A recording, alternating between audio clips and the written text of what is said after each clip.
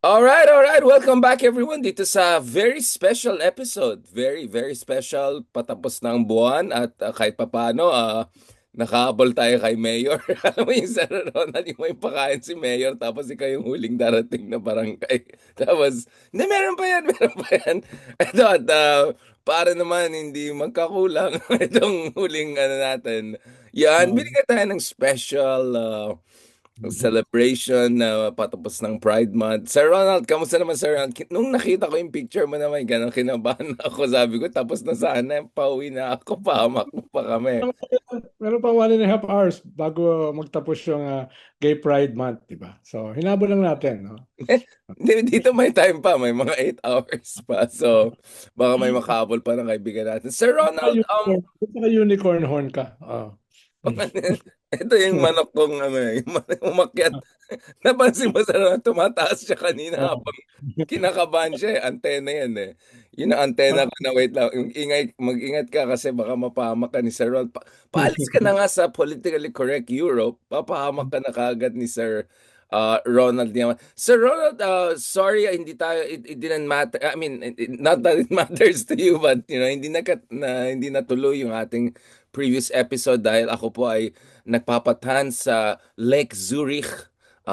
Habang naghihirap ako going around Ibiza, doing war Hirap ah. games in Berlin. Ayan, sabi nga ni Sir Tapos, Ronald, habang tayo po ay lumalaban para sa ating bayan, tayo po ay nag-aangat ng ating bandera. Ikaw naman nag-aangat din ng bandera dyan, Sir Ronald. Wait lang, who gave you this idea? Si Kapercy ba ang iyong inspirasyon?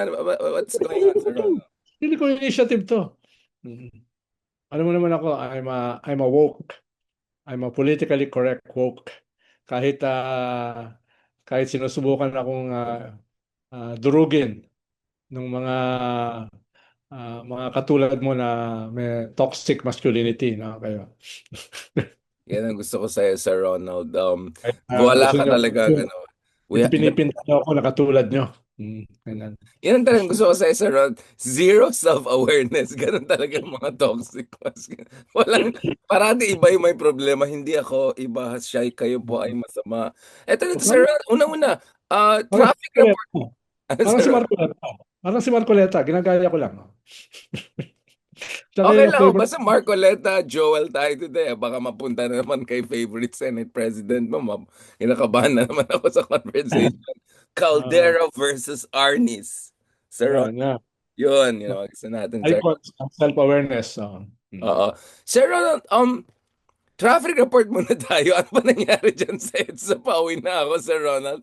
Kasi yung huling beses na naalala ko yung ganitong situation, hindi ba, Sir Ronald, yun yung time na si then Secretary of Justice De Lima, di ba? This is during your administration, ay nagsampa ng kaso vis-a-vis certain, let's just call it, familial matters in a certain organization. At naalala ko, pauwi ako noon, fresh na fresh. And then, pagtingin ko, biglang nagkakagulo na sa EDSA and all. And I was wondering, like, anong klase tayong bansa kung any organization can just go on and take over a huge part of the main thoroughfare of the country? Kasi sa balita ko, wala yatang permit at anong nangyari. At I was following it since last night. Nagtitrickle in lang ng mga tao dyan out of nowhere. At para sa bayan daw yung ginagawa nila. So very similar sa ginagawa natin, no, Sir Ronald? Siyempre, kung mag-create ka ng disruption, ba't ka hihingi ng permit? Kung hindi mo nakuha yung hinihingi mo do sa disruption, pupunta ka siyempre sa destabilization. Ba't ka hihingi ng permit? No? Saka nakakita ng destabilization na may permit, no? Or disruption for that in that matter, no? So, nung nangyari yan noong 2015, sinara nila yung EDSA show, no? Corner for 2 days. Pero nung second day, nung gabi, pinaabutan na sila ng mensahe na hindi na to pwede. Hindi na namin ito tolerate ito. This goes beyond freedom of association. This goes beyond freedom of expression. This goes beyond yung mga freedom na pinoprotektahan ng ating civil liberties. No? Ito ay kwa na lampas na sa disruption. So binigyan sila ng ultimatum na kung hindi kayo mag-disperse, i-disperse namin kayo. So eventually, nakinig naman at nag-disperse na sila. Hindi na umabot ng third day. Oo. Yun yung nangyari. Ngayon, Yes, what's may the difference this time? Medyo iba. plano dahil nga on the issue ng possible arrest ni Marcoleta, yung nag-iisang miyembro nila na pinakamataas ang naabot na posisyon, Senado, and possibly higher. No, kung siya ay kukuning vice presidential candidate ni Vice President Sara, na mukhang yun yung direksyon, kaya inaalagaan siya. Kung siya ay makakasuhan ng isang non-bailable case, baka masira yung mga plan sa kanya na parang isang major political project ang nakalagay sa kanyang balikat. No? Pero hindi naman siya nakakasurpresa dahil several weeks ago, sinabi na ni Ombudsman Boying Remulla na based on his own testimony, his own words na pinagmamalaki niya, ay pwede siyang kasuhan ng plunder. No? Tapos after nun, ang sabi nila Marcoleta at saka ni Mike Defensor, paano naman kami kakasuhan ng plunder? Wala naman kaming ginalaw na pera ng gobyerno. Wala naman kaming ginalaw, ninakaw, nakaba ng bayan. No? At saka hindi naman ako nakinabang diyan, sabi ni Mike Defensor, etc. etc. A week ago, sabi ni Boying, kakasuhan na namin siya. Next week. No, next week, sabi ni Boying. Tapos yesterday, ang sabi ni Boying, kakasuhan na namin siya this week. No? Kaya nagkaroon ng lightning rally. Biglaan daw yung rally. Pero I'm sure hindi siya biglaan. Dahil may indications na nakakasuhan at posibleng ikulong na isang non-bailable offense. Kaya tingin ko much earlier, pinaplano na yan. Hindi yan lightning na Ano siya, parang lightning standby. Tambay. Oh. Tambay, tambay. Oh, andyan na, nalabas na parang gano'n Oh. na pag gano'n yung nangyari. Ano, busbus yan eh. Galing sa mga probinsya. Hanggang ngayon, dadatikan pa rin eh. Pero mukhang magdi-disperse na tonight. Mm.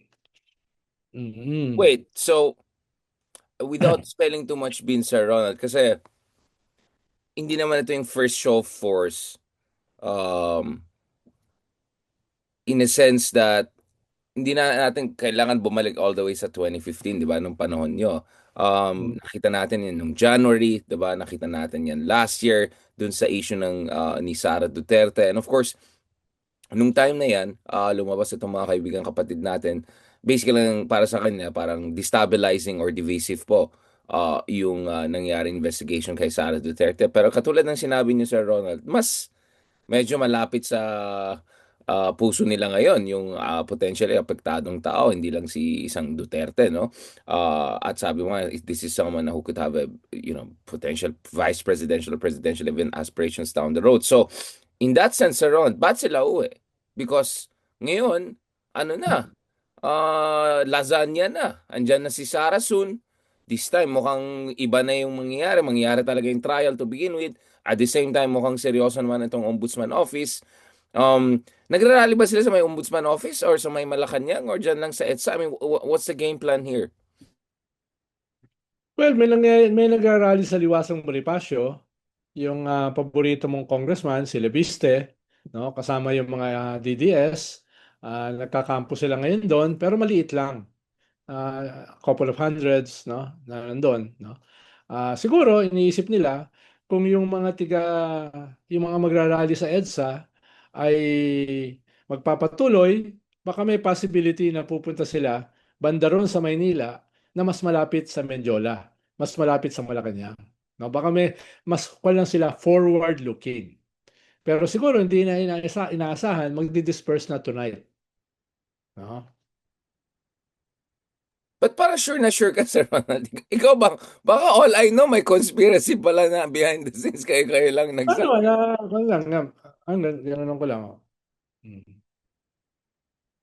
Diyan ako kinakabahan. Wait, hindi lang naman si Marcoleta ang potential, di ba? Pati si Joel Villanueva, yung mga supporters ni Joel, wala bang... Kasi, are we not looking at the possibility na magsama-sama ang mga kaibigan natin, mga kaibigan ng mga kaibigan natin? Not to mention, meron tayong kaibigan na galit din kay Marcos, although galit din kay Duterte, pero somehow parati mas galit kay Marcos kaysa kay Duterte no matter what, no? Yung mga kaibigan talaga, literally kaibigan natin na iba dyan.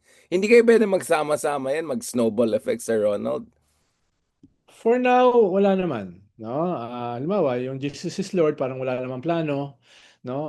Nung Sunday, yung White Ribbon rally, may ganong klaseng parang indication. Dahil sabi ng iglesia, magsasend din sila ng delegation. Sabi nung DDS, magsasend din sila ng delegation.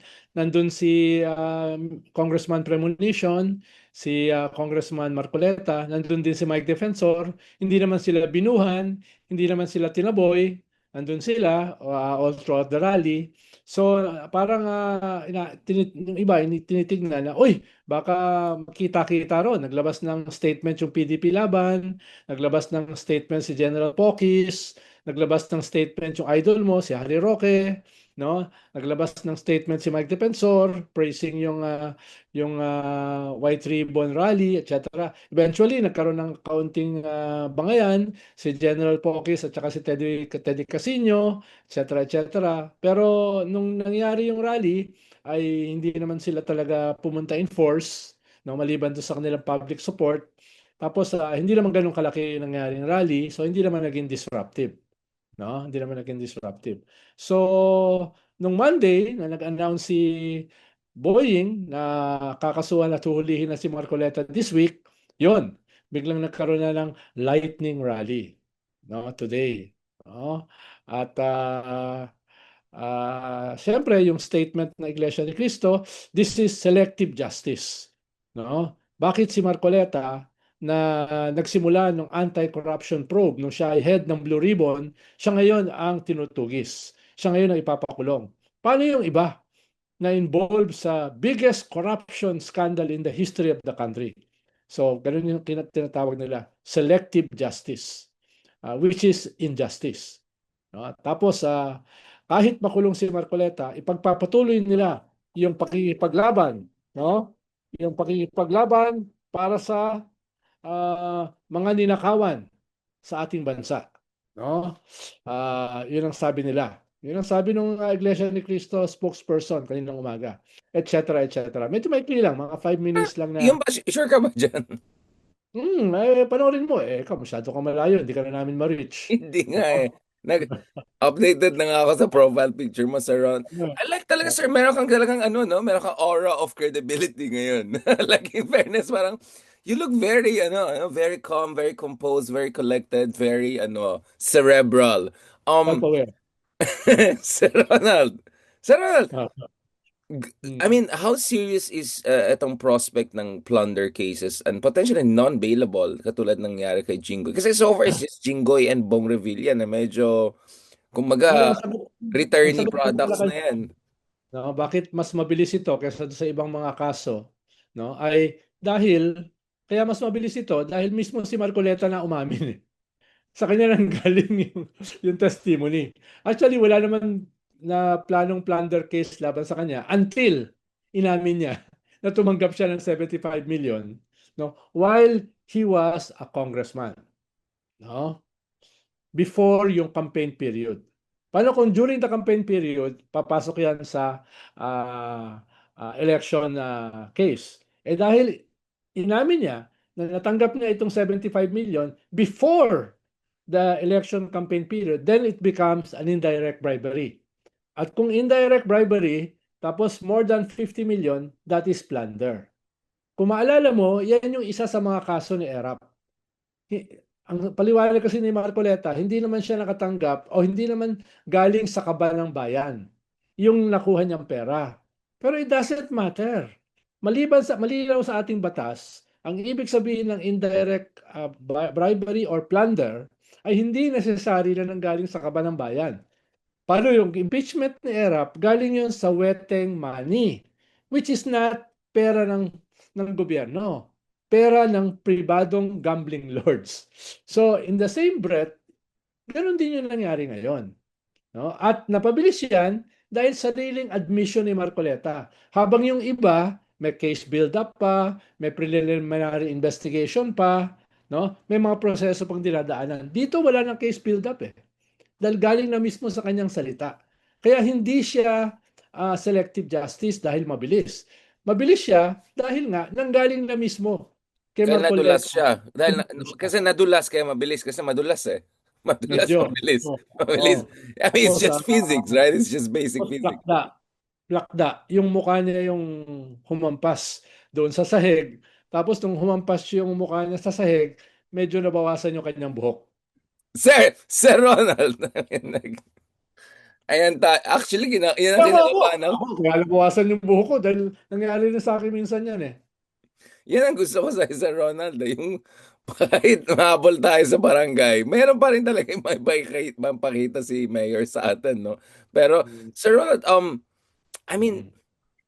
are you looking at another scenario na nakita ko nga actually tama yung post mo eh. By the way, investigate ba natin yung gulo sa Senado? Because baka the next thing you know, may gulo na naman nangyari sa Senado.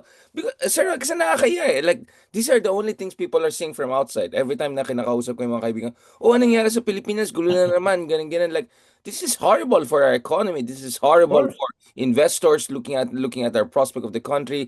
Bugbog na tayo sa lahat ng mga economic bad decisions. shape na nga yung ating economy, Yun di nga ba? eh. Ang Oh. hina ng peso. I mean, this Mm. is, shouldn't there be a much more decisive response here? Hindi naman pwede na every time may kaso or anything, maggugulo lang sila dyan just to Anong prevent the suggestion? enforcement. Anong suggestion mo na decisive response? Parang kailangan ko rin maglagay sa likod ko sa Ronald. Kulang, biglang, naglunok ako. Ano naman na you have to work for it eh. Gusto mo, ako lang ang papaliwanag, di ba? So, Hindi, biglang lumunok ako. Kailangan ko rin yata maglagay sa likod. baka kasi napag-isipan mo na kung ano yung decisive response na dapat. Oh. Um, Pwede ako maglagay ng mga doves, mga peace love, mga ganun sa Ronald Ibiza style na tuwan-tuwa tayo dyan, Sir Ronald. Yan ang problema eh. Nakas-ready ka na eh. Sir Ronald, alam mo naman ang deal natin. You're here to say what I might not say, I may not say, I might not say. Oh, Decisive, Sir Ronald. Alam mo naman, yung wala kay BBM, yung decisive. once in a while, Basically yun. make you work for your lunch, di ba? Oh. Ayan tayo, Sir Ronald. Pa, Sir Ronald, papakancel mo nga, gawin mo pa nga akong diktador, di ba? I'm just saying, Sir Ronald, na ito, yung macho natin, DILG secretary, he's very effective. He's foiling plots right and left, di ba? Ano bang gagawin niya? Ayan, decisive siya, di ba? Si DILG. Hindi kaya pwede magano rin siya? Magpadala siya ng mga... Uy, Yung presence guest ng siya troops yan. Storycon. Inimbita ko siya. Kanina si Ping. Oh, tapos, si Ping parang sa inyo lang siya nagre-relax, tumanda na bigla na stress siya sa Tawa Senate na to tawa eh. ano, tawa siya ng tawa eh. Pinahamak pa ako eh. Sabi niya, yung karamihan na ebidensya galing kay Ronald. Oops. Sabi ko, oops. Kinabahan ako diyan. Kasi parang alam ko, yung ebidensya ni Ronald galing din Sabi ko sa, sana, kung karamihan na ebidensya mo galing sa akin, yung kalahati na aking ebidensya galing kay Richard. Sabi ko, ayun. At yung isa pang kalate, wala namang makakaabot sa yung bala dyan eh. Layo mo eh. alam mo sa Ronald, minsan yung mga bala, nagpaparamdam din kasi wala rin naman din naman magpapatol yan. So, dumarating din ang grasya. Sir Ronald, do you think the ombudsman is decidido talaga siya this time to go ahead? Kasi eto na, magjo-July nga tayo, tapos ng Pride Month, Sir Ronald. Ito Or you think yung nagpaparamdam lahat and this is all because of the whole Sara Yung development and ombudsman all? desidido na may mga makulong before the SONA. Desidido siyang may mga So, yun makasuhan pa rin yung marker mo, no? Yun, oh. just before the SONA. Kung hindi, mapapahiya yung presidente. No? Hindi lang yung ombudsman, hindi lang yung gobyerno, kundi yung presidente. Mapapahiya sa SONA. Ito yung first anniversary ng Mahiya Ka Naman campaign. Tapos doon sa 15 contractors na in-expose niya, 0.5 pa lang yung nakukulong. Ibig sabihin, yung 14 and a half, hindi pa nakukulong. No? Tapos yung mga 60 na congressman na involved daw dito, ni isa wala pa nakukulong. No? Isa lang ang nakasuhan, si Saldico. No? Wala pa rito. Diba? Tapos, yung sa mga senador, isa lang ang nakulong. Yung isa naman kasi hindi na senador. Diba? So, what does he have to show for it? Yung nag-iisang cabinet secretary na nakasuhan at nakulong, gagawin pang state witness. So, ano na yung kanyang report? So, ang mangyayari dyan ay siguro ipagsasabay-sabay na. Ipagsasabay-sabay na para mas may impact. Imbis na pa isa-isa, nasasabihin ng iba, oh, bakit siya nauna? Bakit ito hindi? Or sasabihin ng isa, oh, selective justice, nauna ito. Baka mangyayari dyan, sabay-sabay na. no? Pero kung hindi nila magagawa yung sabay-sabay before the SONA, hindi ko na alam kung anong narrative ang gagawin nila. So, So is it that existential for you? I mean, basically zero well, credibility na si existential, BBM. pero this is the second to the last SONA. They will practically be a lame duck kung wala silang output na ipapakita. Wala nang matatakot sa kanila. Wala nang seseryoso sa kanila. Wala na mag-i-invest dito because it will just be a cycle of destabilization, disruption, at sa center niyan is a weak president. So, ano mangyayari? Diba? Kailangan mo ng strong political center, decisiveness, hindi lamang para doon sa political crisis, kundi doon sa economic crisis. Diba? Both will suffer. And So, sasabihin mo nga, it's the economy, diba? yeah, Hindi yun lang nga eh. But matagal na tong issue na to. I mean, if you're may economic development, may Pax Silica, etc. Eh, papasok ba dito yung Pax Silica pag ganyan kagulo? Oh, di ba? baka pack your bag, anong no, no, but Sir Ronald, I mean, so basically it's BBM relying on the Remulla brothers here to get the ball rolling kasi I mean, that's Malaki yung nakalagay sa shoulders nung ombudsman. Tapos yung shoulders ng DILG secretary dahil siya yung mag-i-implement ng arrest. Di ba? So, something has to give. No? something has to give Sir Ronald. Either they level up, no? Kahit character is destiny, then they have to adjust the character para ma-adjust yung destiny. Di ba? Otherwise, alam natin mangyayaring destiny, Oh, which is di not ba? good for him, yeah. Oo. So, ganun din dun sa paano nila kinakonfront yung mga problemang ito. No? They have to fix themselves. Hindi nga fix things eh. Fix themselves. Yeah. So saan po position ngayon Sir Ronald yung mga totoong progressive na civil society groups? Kasi obviously, ang game plan Pushing. hmm? Continue pushing. No? And Should they, continue. should they have a rally? Should they have something at napakita na galit pa rin ng tao? They want heads to roll? Ang tao naman ngayon, hindi na ganun kakwan sa mga rally. Masang ang kwan ngayon, battleground is sa social media. Di ba? So, pwedeng may mga symbolic na mobilizations, pero hindi lang yun ang primary. Ang primary ngayon is the narrative. No? Narrative which will shape opinion. Opinion which will shape surveys. Eventually, titignan sa surveys yan eh. Di ba? So, ganun yung direction. Yes, importante rin ang mga mobilization, pero hindi siya kasing importante sa panahon ng social media. Ah, So tama lang ginagawa ko Sir Ronald na hindi ako sumasama sa inyo sa ano kasi nangiingay lang naman ako sa social media. hindi ako pupunta ron. Ayan na naman tayo, sir. Yan ang gusto ko. There's always an exception for Richard A. Darian. Basta anything I say. So, Sir Rod, where are we at in terms of the Senate game plan now? Because it's gonna be Sherwin na presiding judge. So, dahil ba ito sa Well, hindi backlash pa on Sheik? final, Mm. hindi pa final, pero parang hindi pa sigurado yung sigurado a week ago na si Cheese. Mukhang open-ended pa yan. Siguro nagki-give din sila sa pressure na baka hindi maganda ang optics kay Cheese kahit siya yung abogado. Paano ang gagawin mo naman diyan, hindi naman yan talaga isang court proceedings eh. It Yeah, is a it's administrative. Yeah. di ba? So hindi naman kinakailangan na lawyer yung nandiyan. Although makakatulong. Dahil siyempre may elements of a court pa rin yan. Pero it is primarily a political process with a legal contours, di ba? Pero ayun nga, hindi absolutely necessary na abogado. Lalo na kung magiging abogado, may kaso rin ng plunder, may kaso rin ng other cases. So hindi maganda yung optics. Dahil kakasuhan mo yung vice president ng mga seryosong kaso involving plunder. No? Bagaman impeachable yung framing, 'di ba? Impeachment yung framing, pero yung mga cases na isasampa mo sa kanya ay technically plunder dahil kwan yan eh, no?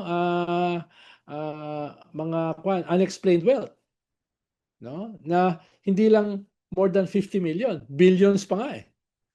So it is more than plunder. Pero dahil nga impeachable yung framework, hindi siya talaga plunder case.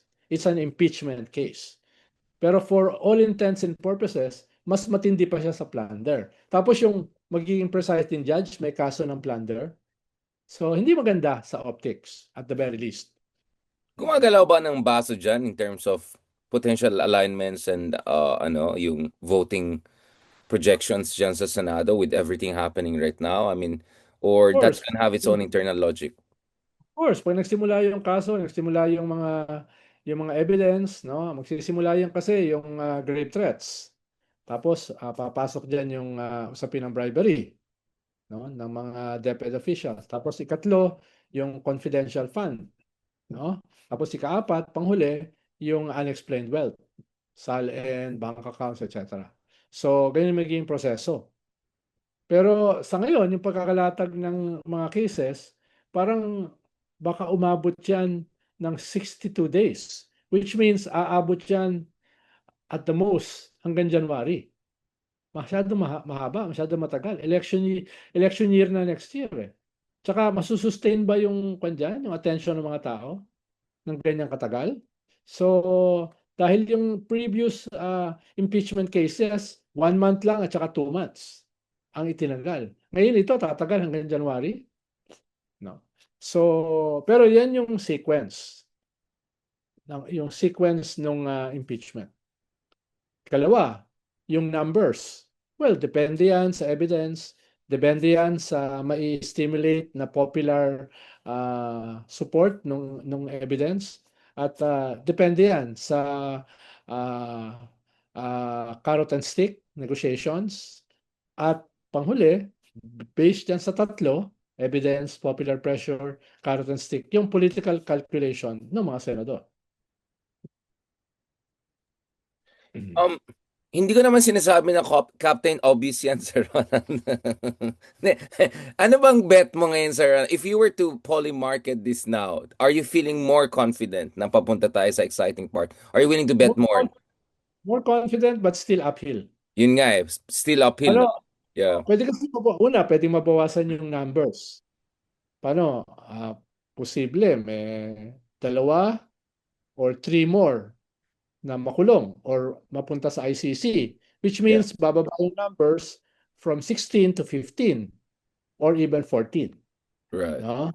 So, yun yung una. Ikalawa, based nga sa lalabas na ebidensya at paano to i-accept ng tao, then it can provide pressure to some of the senators. Yung iba kasing senators, may judgment na yun eh. Whatever pressure, whatever evidence yung lumabas. No? Yan yung mangyayari. No? At panghuli, yung individual calculations ng mga senador na who are separate republics themselves. Yan, pahinga na kita, Sir Ronald. You're very tired. Just ito na talaga, promise. Last na to. Kasi may nagko-comment, let's go EDSA na. And then, kulit talaga ng mga tao. Um, Ano yung masasabi mo dun sa mga nag-accuse sa atin, Sir Ronald, na ano daw tayo, kasama tayo sa selective justice? Bakit Mark Oleta ka ng Mark Oleta? Bakit ka ng Joel Joel?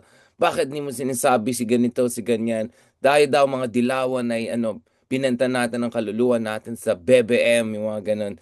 Ano masasabi mo, Sir Ronald, while you're in this zen mode of yours right now, Sir Ronald?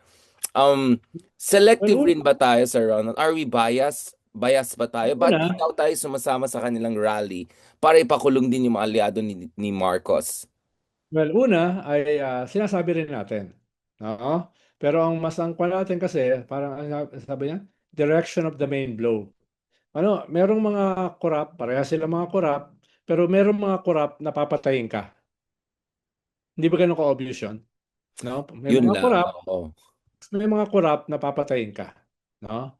Yon. At meron ng record ng pagpatay, kaya nga nandun sila sa ICC. Yun yung una. Without pretense, di ba? Ikalawa Unahin mo ay yung mamamatay tao para at least buhay ka pa, para labanan yung ibang korap. Of course, makes sense. Yeah, ikalawa, logical. Yeah, of course.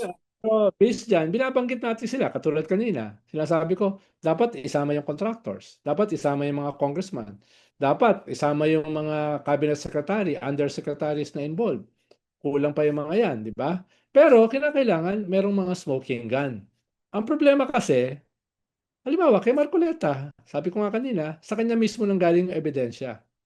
Can you say anything more? No? Ikalawa, yung sa Blue Ribbon, sino ba yung kinanta ni Alcantara? Sino ba yung kinanta ni Bryce? Sino ba yung kinanta ni Yusek Bernardo? No? Ni Opulencia, etc. Di ba itong mga ito? At may kaso sila. At binabanata natin sila continuously. Yung mga ikinanta. Ngayon, kung meron pang ibang kinakanta, may smoking gun, babanata natin. Pero for now, ito yung mga smoking guns. Di ba? Di ba? Yan yung sinasabi natin. Halimbawa, kung lalabas yung si Gutesa, kung mag-aayos yung 18 Marines, di babanatan din natin si Speaker Martin, babanatan din natin yung iba. Ang sinasabi lang natin, sa ngayon, ito yung smoking guns. No? Kung halimbawa, reklamo yung mga DDS, di sila yung magsampa ng kaso. Pwede naman silang on their own magsampa ng kaso eh.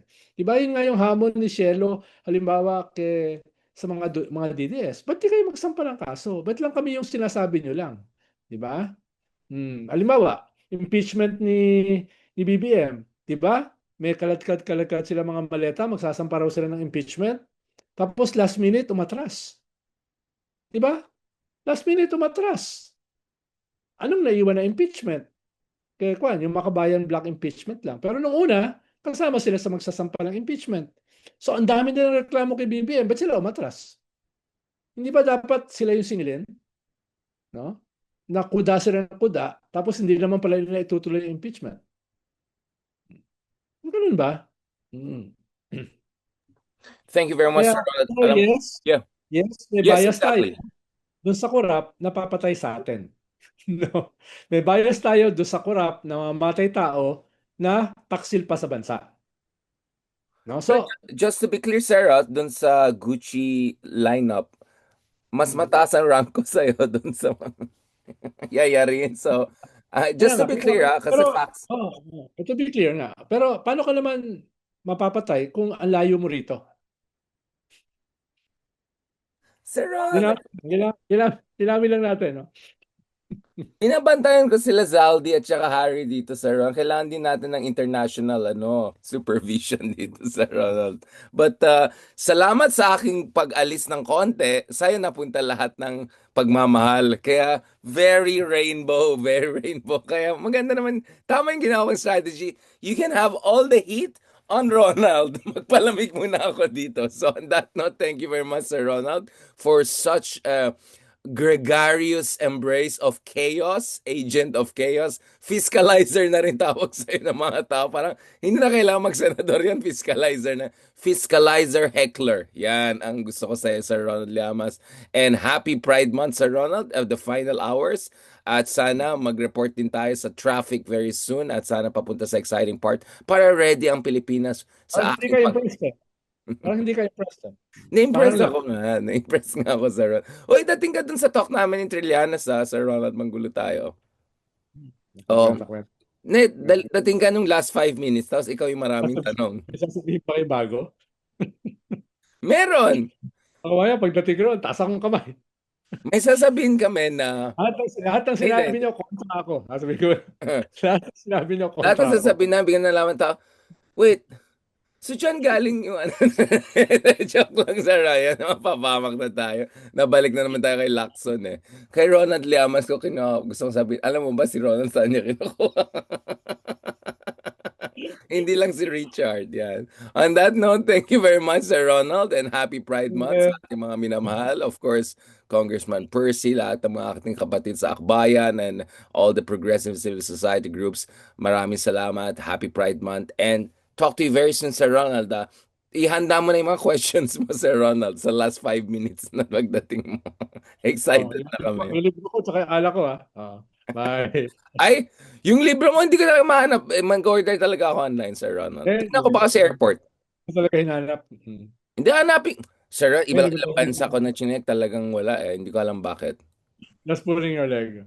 Bye-bye. Utang ko talaga sa yan. Salamat.